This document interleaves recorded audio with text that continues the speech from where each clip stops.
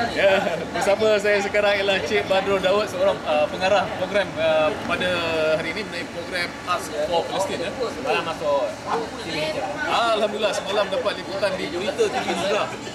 Semasa waktu kemuncak, jadi secara langsung program kita ini mendapat liputan media massa dan masyarakat dapat tahu mengenai Art for Palestine ini ya. Jadi apakah pandangan Cik Badrul mengenai program kita sepanjang kita berlangsung di Palestin?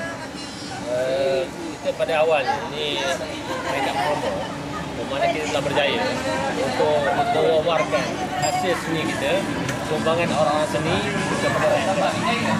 Bermakna biasanya orang seni dipinggirkan, seolah mereka tidak ada sumbangan. Tetapi dengan ada dunia ruang ini, makna para artis mempunyai minat dan juga hak untuk menyampaikan mesej dia tersendiri. Dan salah satu lagi, arts ini adalah mesej universal. Semua orang boleh terima, sama ada dia Cina, India, Kristian, apa-apa agama boleh terima art sebagai elemen untuk keadilan, untuk pembebasan dan sebagainya. Jadi kita menggunakan media yang baik untuk sampaikan. Begitu juga kita